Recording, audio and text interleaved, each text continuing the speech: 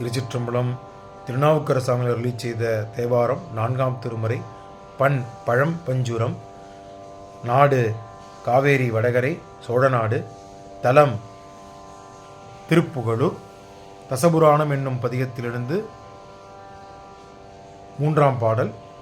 பதிகம் 14, பாடல் 3. கால முத நாள்கள் ஊழி படையா முன் ஏக உருவாகி மூவர் உருவில். காலமு நாள்கள் ஊழி படையா முன் ஏக உருவாகி மூவர் உருவில். சாலவுமாகி மிக்க சமயங்கள் ஆரின் உருவாகி நின்ற தழலோன். சாலவுமாகி மிக்க சமயங்கள் ஆரின் உருவாகி நின்ற தழலோன். ஞாலமு மேலை விண்ணோடு ஏழுடலும் உண்டு குரலாயோலாரின் இசைமேல். ஞாலமு மேலை விண்ணோடேழுலகும் உண்டு குரலாயோராளின்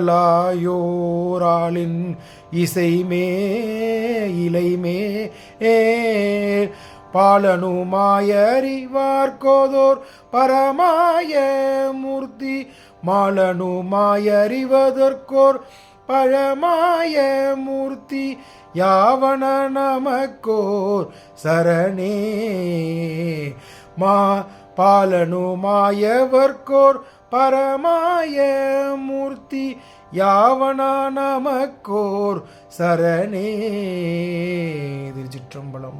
திருச்சிற்றம்பலம். இந்த 3ஆம் பாடல் விளக்கத்தை பார்த்து விடலாம். இந்த 3ஆம் பாடல் என்ன சொல்கிறார் அப்படின்னா, பிரபஞ்சத்தில் உள்ள அத்துணை கண்டங்களையும் நட்சத்திரங்களையும் குறிப்பிடுகின்றார். அதாவது 27 நட்சத்திரங்கள் மற்றும் காலங்களில் மிக வகுத்தப்பட்ட நாட்கள் முன்னையும் ஊழி காலத்தையும் கடந்து ஒரே உருவமாக திகழ்பவன் நம் சிவபெருமான்.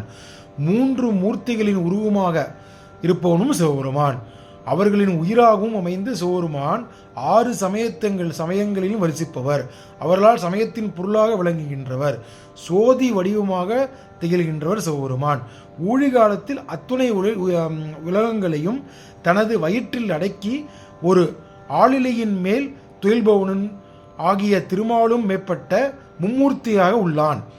இந்த சிவபெருமான் தான் சரணடைந்ததற்காக பரம்பொருளாக உள்பவன் என்று சொல்லி இந்த பாடலை முடிக்கின்றார் நம் அப்பர் சுவாமிகள். திருச்சிற்றம்பலம்.